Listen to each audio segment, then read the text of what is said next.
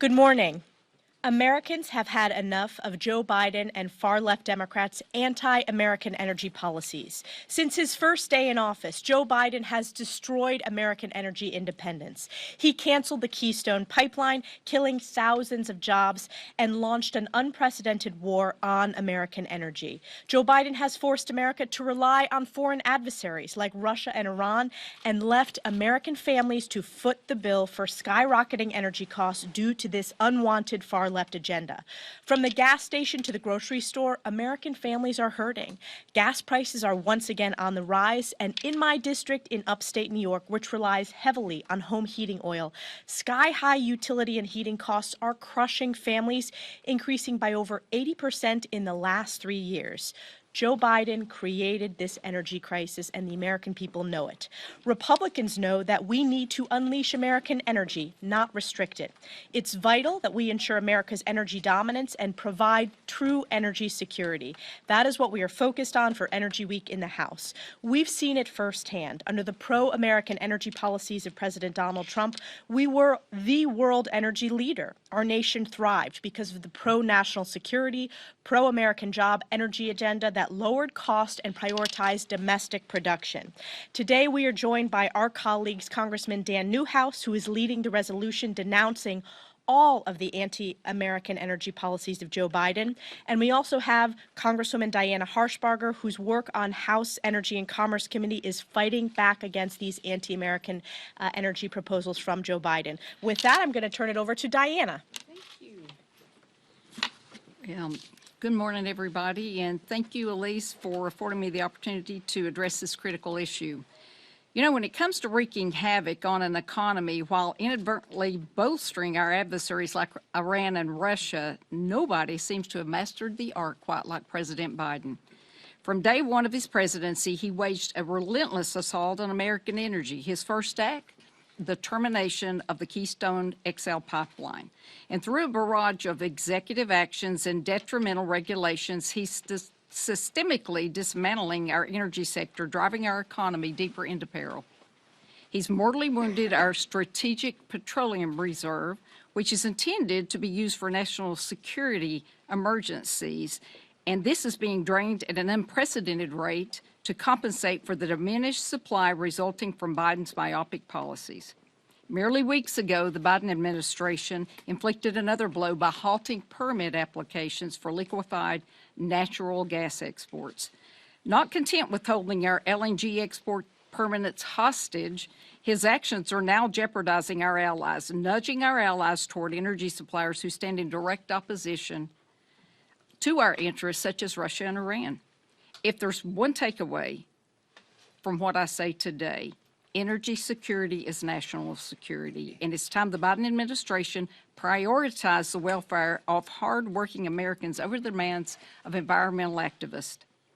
To achieve true energy independence, we've got to focus on four key priorities, and these are harnessing the abundant resources within our own borders, championing energy production on American soil, ensuring the efficiency and environmentally sound transportation of our energy through pipelines, and reclaiming our status as a net exporter of energy. House Republicans have taken decisive action by passing groundbreaking legislation aimed at boosting domestic energy production, implementing permitting reforms, and reversing Biden's anti-energy directives. The House has done their job by passing H.R. 1, the Lower Energy Cost Act. It's time for the White House and the Senate to do their job and provide American families with the relief they urgently require. So with that, I will turn it over to Dan Newhouse from the great state of Washington. Thank you, sir. Thank you, Diana. Good morning, everybody. It's no secret that since day one in the White House, President Biden has consistently made energy decisions based on the agendas of the extreme climate lobby. His administration has consistently proposed and finalized regulations that increase the cost of energy for consumers, punish domestic producers, and increase reliance on our adversaries for our energy needs.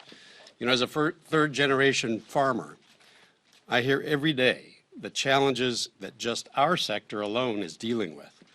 This administration has driven fuel prices so high compromising farmers' ability to operate profitably and at capacity. This is draining not only the budgets of farms across our country, it is snowballing into damaging domestic food supply chains.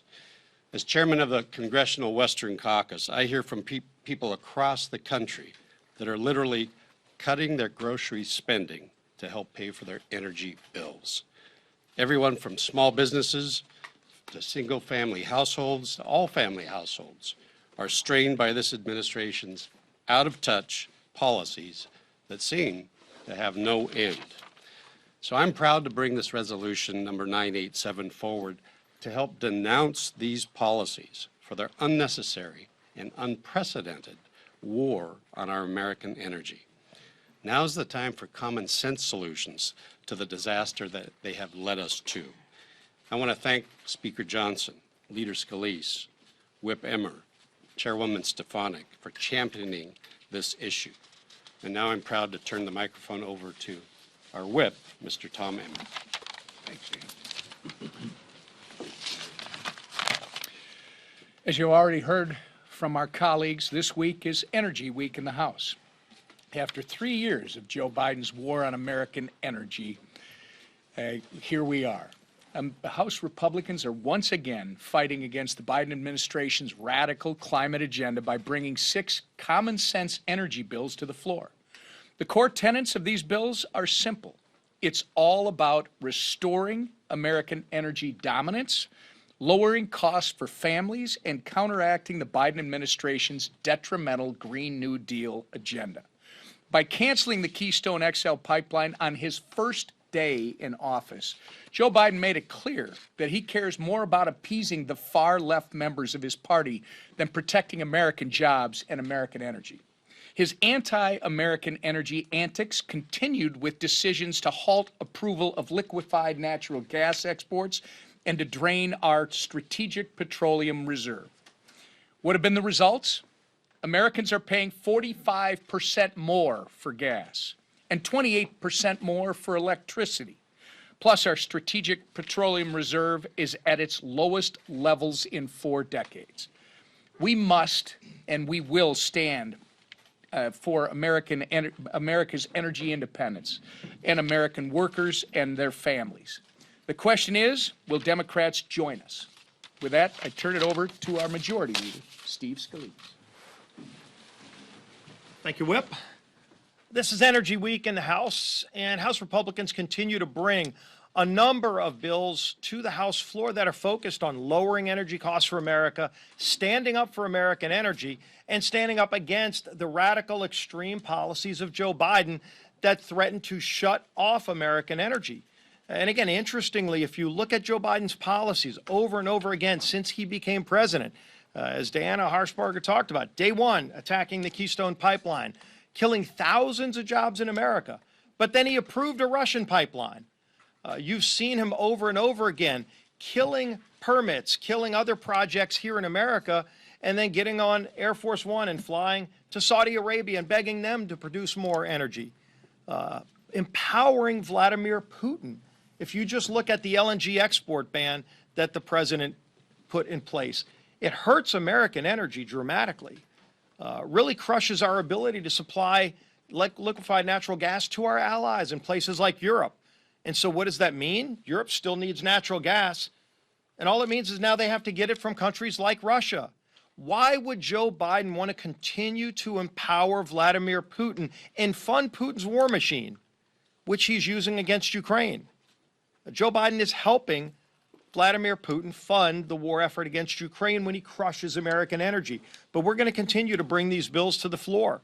The Dan Newhouse resolution goes through item by item dozens of specific actions taken by Joe Biden, listing the dates if you want to walk down memory lane and see exactly what Joe Biden's done since his very first day in office to attack American energy. That resolution lists all of those specific things.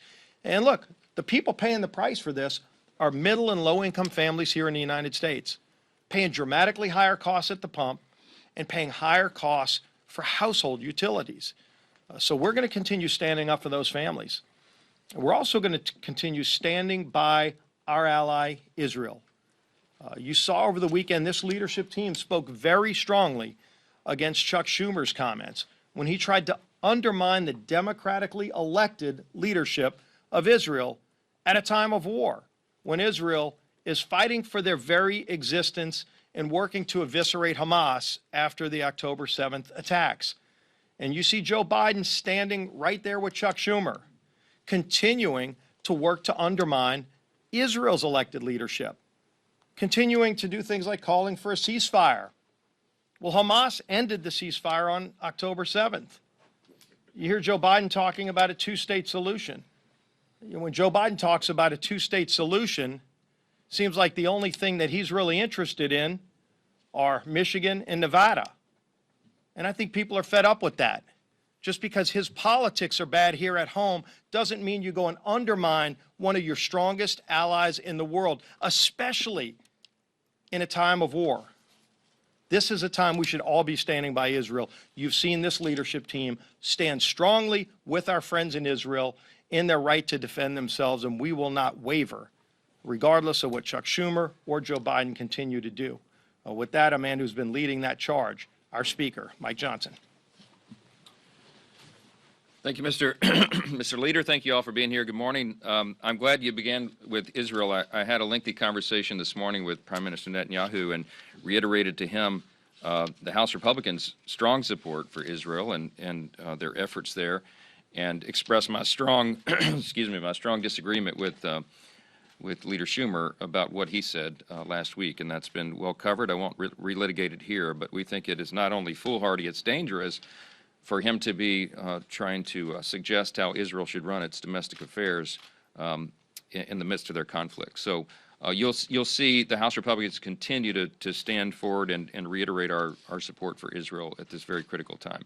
But this is Energy Week in the House, and we're happy to bring that theme to the House, because it's very, very important, as you've heard. I began Energy Week in a perfect place in Midland, Texas, with Congressman August Pfluger there.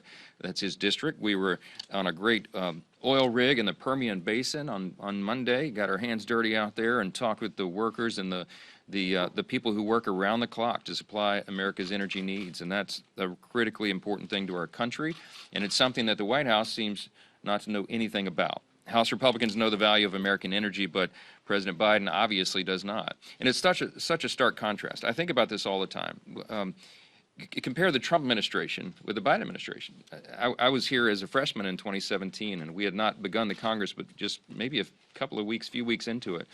And President Trump came to visit the House Republican Conference. And I remember so vividly when he began to talk about American energy, which was a main theme for him, as you know, in his campaign and in his administration. And he said, we don't want to talk about energy independence anymore. We want American energy independence. We want to talk about American energy dominance. And he introduced the term, and we applauded, and he achieved it. We were a net exporter, of course, of energy just after the first 2 years of that administration, and that continued. And then Joe Biden came to office. And as it was noted, just on the first day in the Oval Office, he began to wage war on our own energy industry and its producers. And so you heard they killed the Keystone XL pipeline, and he demonized domestic energy producers, the people who are providing the jobs in the energy and the national security for us. He depleted our strategic petroleum reserve and sold it off to China. He placed an effective ban on new LNG export terminals. I'm not even sure he fully understands the implications of some of the executive orders that he's written, but that's just what's happened, and we all see the effects. And so we're expecting to see the administration finalize now its misguided electric vehicle mandate. It will decimate the auto industry, and it will hamstring consumers. That rule is going to target gas-powered vehicles, which we all need. It's going to force us to rely on communist China for critical minerals to produce all these things, and it's going to make American consumers pay more at a time when they can least afford it. And this is a perfect example of this administration's approach to energy. More regulations, higher cost. That's what they're for. And they keep proving that over and over and over. House Republicans are committed to protecting American jobs, to unleashing American energy dominance again, to reducing costs and helping our allies, and, of course, reducing emissions. This week, House Republicans will pass the legislation promoting American energy independence and opposing Biden's anti-energy agenda. There's no other way to describe it. Our bills, as you've heard, are going to support fracking. They're going to expedite permitting processes, We're going to decrease fees on oil and gas producers. And of course, we will continue to denounce President Biden's radical policies. This is a continuation of the pro-American energy agenda that House Republicans have been pursuing and will always pursue. We passed H.R. 1, our signature piece of legislation, right out of the blocks, the Lower Energy Cost Act. And that legislation was to support our LNG producers and protect gas-powered vehicles. So this is very clear. The White House is more eager to appease radical environmental activists than the American people. There's no other way to assess this. And House Republicans will stand with American energy and producers for lower energy costs for Americans. And Democrats simply cannot say the same thing. That's the contrast. Americans see it. And we will be reiterating that theme over and over. And with that, I'll take your questions. Second row, right. Mr. Speaker, you took over at a very difficult time and in difficult circumstances. What has been your guiding principle for leading Congress at this time, and are there any lessons you can share that you've learned? That's great. Let's talk about that for about an hour. No, we have learned a lot of lessons. What we're doing right now is unprecedented. There's never been a change of a speaker mid-course in the history of Congress, and we did it at the time where we have the smallest majority in U.S. history. Almost literally. There was the 65th Congress in 1917 during World War I, before women had the right to vote, when they had a 0.43% margin. Ours is, by next week, will be 1.16%. That's the math. So one vote. And yet we have to govern, and we have to demonstrate that we can keep this thing together and keep the train on the tracks, and we are. And by getting appropriations bills done, and by moving key pieces of legislation, and by keeping the team together, we've demonstrated that. How do we stay focused? How do we do that? To me, it boils down to adhering and holding fast to our foundational principles. There is a move afoot to change the foundational principles of America, the things that made us the great, extraordinary, most successful, most powerful, most benevolent nation, most free nation in the history of the world. It's not even close. And the reason is, I boil it down, y'all have probably heard me say before, I call it the 7 core principles of American conservatism, but it's really the 7 core principles of America itself. And I think it's individual freedom, limited government, the rule of law, peace through strength, fiscal responsibility, free markets, human dignity. I mean, those are the fixed points in the horizon. I grew up in Louisiana, so everything's explained in either a football or a hurricane metaphor, okay? In the hurricane metaphor, when you're in choppy seas and you're in uncharted waters, as we are, dark skies on the horizon, all of that, you have to know where the fixed points in the horizon are. Those are our fixed points. And so what I try to do every day is make sure we're still anchored to that we're not adrift out on the sea. And I think that's going to serve us well. Ronald Reagan said in his farewell address, he said, they call me the great communicator. I really wasn't. I paraphrase him, but he said, I was simply communicating great things, and they're the same great things that have guided our nation since its founding. The great things don't change, and we are now the stewards of them. All of us, really, every citizen, but certainly elected representatives in Congress, and that's what we try to adhere to. That's what we try to advance, and I think that's what's going to save the republic. So, Jake? Could you give us your updated view on the foreign aid situation and what your plans are? Yeah, so, yeah, we've been very, very consistent, very adamant that we had to get our government funded. We had to get the appropriations process done. I'm delighted to tell you we're coming to the end of that, and we should have the bill text hopefully by this afternoon, and begin to finish up that process. This is the second batch of bills. It includes the Department of Defense bill, as you know, Labor H, Ledge Branch, FSGG, SFOPS, and Homeland. That last piece, the Homeland piece, was the most difficult to negotiate because the two parties have a wide chasm between them, as you know. But I think the final product is something that we were able to achieve a lot of key provisions in and wins, and to move in the direction that we want, even with our tiny, historically small majority. There was some very tough negotiation. But that having come to an end now, the attention, as I've said all along, will turn to the supplemental issues, and there's a number of avenues that we've been looking at to address that. And I'm not going to say today what that is, but just want you to know that that work has been done deliberately along the way. But we had to get the approach done first, and having done that now, we'll turn our attention to it, and we won't delay on that. Yeah, back row, and now go here, back row. What do you make of the former president's comments saying that Jews who vote for Democrats hate Israel and their religion? He doubled down on those as well just the other day. I don't speak for President Trump, but I understand the sentiment that he's trying to express. I mean, if you look at the voting records, look at the Israel funding. We talked about the supplemental. I've tried on 2 different occasions to push the Israel, funding request through. We did it with a pay-for initially, right out of the blocks, right after I became Speaker, and then we did a clean Israel bill, and the President issued a veto threat over that. I was stunned. I actually couldn't believe that he did that, and that peeled off, I think it was 160-plus Democrats voted against funding for Israel at the time where they're fighting for their very existence and need it so desperately. And so I think people interpret that, for what it is. I think the facts speak for themselves. I think you see the House Republicans and the Republican Party at large, and President Trump, for that matter, standing strong with Israel, and you see an increasingly large number of Democrats and a big faction of the Democratic Party who are standing against Israel openly. They're saying the quiet parts out loud, and to us that's alarming. I think it's shameful. And I think that's what President Trump's referring to, and his language is his language, but I think that's a sentiment that most of the American people understand, and that's how they interpret it. Front row. Last question. Thanks, Speaker Johnson. You mentioned you're considering several possible avenues when it comes to providing additional aid to Ukraine. One thing that is being floated by some Republicans is that they're pushing this idea, if you're going to provide additional aid to Ukraine, do it in the form of a loan. Is that something that is on the table? Is that something that you would support?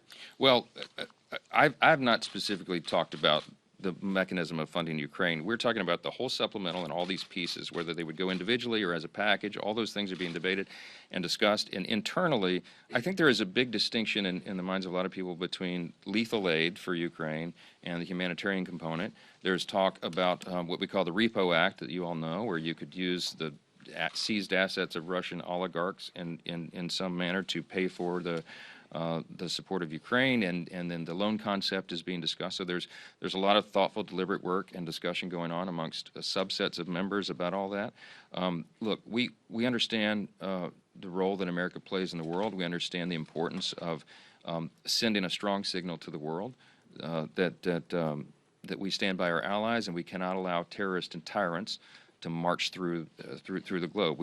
You unsettle the world order since World War II if America is not projecting strength. And I'll say this again, and you hear me say this a lot, but I'm deeply concerned that this White House and this president are projecting weakness on the world stage. And I believe that is the reason that so many of our adversaries are acting so provocatively. And I think that's something that should concern every single American. And I don't care what political party you're in. We maintain peace through strength. It's one of our guiding foundational principles, and Ronald Reagan used to talk about it all the time, and I still believe it, and most of us do. We have to project strength on the world stage, and we're going to do that. We'll meet our obligations, and we'll turn to that immediately as soon as the appropriations are over. So thank you all. Thank you. Question on the CR. No CR at all?